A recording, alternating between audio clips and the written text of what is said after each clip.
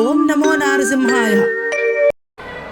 సుందరాయ శుభాంగాయ మంగళాయ మహోజసే సింహశైల నివాసాయ శ్రీ నృసింహాయ మంగళం. సింహాచల క్షేత్రంలో ముక్కోటి ఏకాదశి పర్వదినాన్ని పురస్కరించుకుని స్వామివారి ఉత్తర ద్వార దర్శనం అత్యంత వైభవపేతంగా జరిగింది.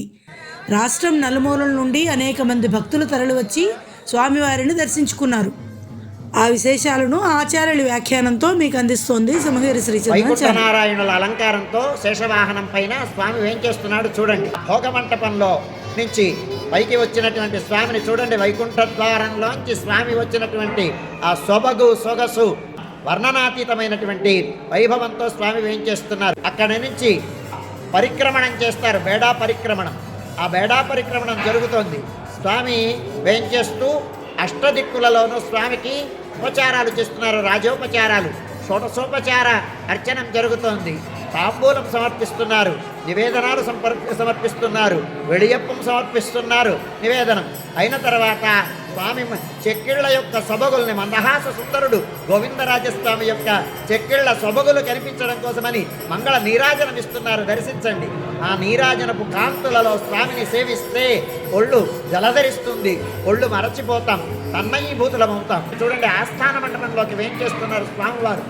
ఆస్థాన మంటపంలో ధూపాల పరిమళాలతో, అలాగే పుష్పమాలిక పరిమళాలతో స్వామి వేంచేశాడు. ధూపమంతా వ్యాపించి ఉంది.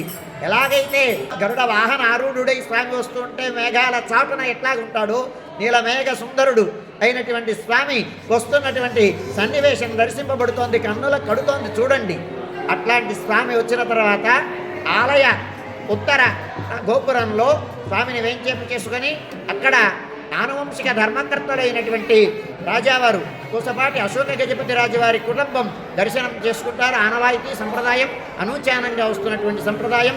వారి యొక్క ఇలవేల్పు ఎదవేల్పు అయినటువంటి వరాహ నృసింహ ప్రభువుని సేవించడానికి వారు వచ్చారు. వారి దర్శనమైన తర్వాత సామాన్య భక్తుల అందరి యొక్క దర్శనం కోసమని సౌలభ్యంతో స్వామి వేంచేస్తున్నాడు ఉత్తర రాజగోపుర ద్వారంలోకి. అక్కడ స్వామి వేంచేశాడు. శేషవాహనం మీద రమణీయంగా అలంకరించినటువంటి వేదిక పైన స్వామి వేంచేసి ఉన్నాడు. స్వామికి ఇరువైపులా చూడండి, గరుడు ఆంజనేయుడు ఇద్దరు మోకరిల్లుతూ ఉన్నారు. అక్కడ వైకుంఠంలో ఉండేటువంటి స్వామి కూర్మం పైన వేంచేసి ఉంటాడు.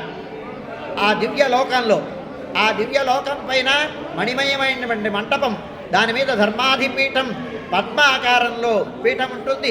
ఆ పీఠం పైన స్వామి వేంచేసి ఉంటాడు. వేంచేసి ఒక కాలు ముడుచుకొని ఒక కాలు వేలాడ వేసుకుంటూ అమ్మవారిని ఒక ఒడిలో ఉంచుకొని స్వామి ఉంటాడు. వైకుంఠానికి వెళ్ళలేం, వెళ్ళినా తిరిగి వచ్చి వైకుంఠంలో ఇలా ఉంటాడు స్వామి అని ఎవరు చెప్పలేరు. కానీ వేదం చెప్పింది అట్లాంటి స్వామి ఇట్లా ఉంటాడు, ఇట్లా ఉంటాడు, ఇట్లా ఉంటాడని.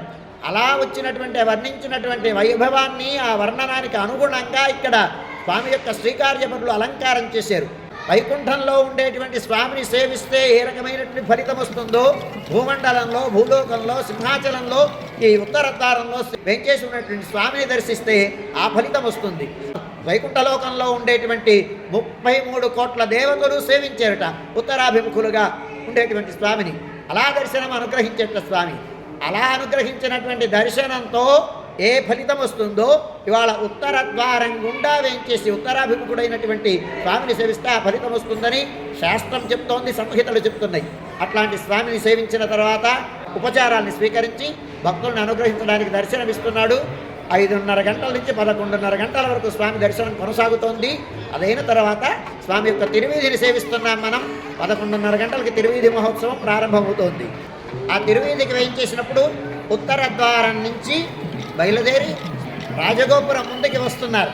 రాజగోపురం ముందున స్వామికి ఉపచార సమర్పణం జరుగుతుంది. శర్కరా నివేదనం, తాంబూల సమర్పణం, మంగళ నీరాజనం ఇస్తున్నారు. అదైన తర్వాత స్వామి వేంచేస్తున్నారు. చూడండి, వయారి నడకలతో చతుర్గతికి చతురాత్మ చతుర్గతి అని వృషభంలాగా నడుస్తున్నాడు స్వామి, ఏనుగులాగా నడుస్తున్నాడు స్వామి, సింహంలాగా నడుస్తున్నాడు స్వామి, శార్దూలంలాగా నడుస్తున్నాడు స్వామి. చూడండి చూడండి చూడండి స్వామి యొక్క వైభవం. వయ్యారి నడకలతో వైకుంఠంలో ఎలాగైతే స్వామి ఉన్నాడో అలాగా రకరకాలైనటువంటి శతం మంజనహస్తాహ, శతం చూర్ణహస్తాహ, శతం మాలాహస్తాహ అని రకరకాలైనటువంటి ఉపచారాలని పట్టుకొని స్వామికి సమర్పించడం కోసమని వస్తున్నారు.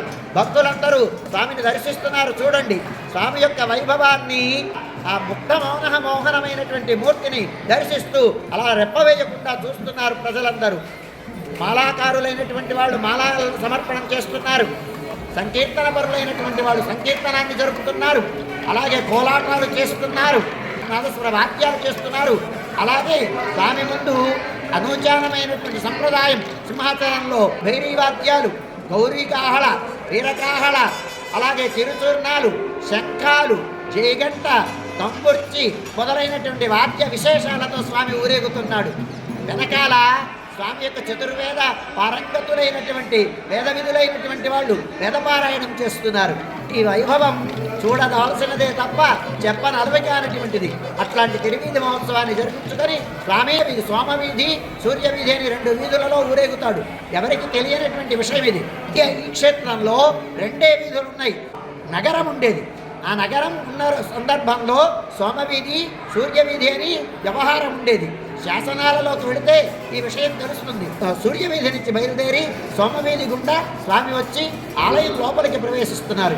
ఆలయంలోకి ప్రవేశించిన తర్వాత ఆస్థాన మండపంలో స్వామికి కుంభహారతి జరుగుతుంది. కుంభహారతి అయిన తర్వాత స్వామి వారికి శ్రీసదారి సమర్పణం జరుగుతుంది. అదైన తర్వాత స్వామి బయలుదేరి మళ్ళీ బేడామంటకం ప్రదక్షిణపూర్వకంగా ఏకాంత సేవతో స్వామి వేంచేసి భోగమండపంలోకి వేంచేయడానికి ముందు వయ్యారి నడకలతో, హెచ్చరికలతో, గాన సంకీర్తనాలతో స్వామి వెడుతున్నాడు. హెచ్చరికలు చెప్పడం, హెచ్చరిక గైకొనము ఏకాంతరాయ అని స్వామిని సంకీర్తనం చేస్తారు. ఆ హెచ్చరికలతో స్వామి భోగమండపంలోకి వేయించేస్తారు. వేయించేసిన తర్వాత స్వామి విశేషమైనటువంటి మహానివేదనం జరుగుతుంది. అది జరిగిన తర్వాత స్వామి అలంకారాన్ని మళ్ళీ చాలిస్తారు. స్వామి ఓం నమో నారసింహాయ. మహాపుణ్యక్షేత్రము మహా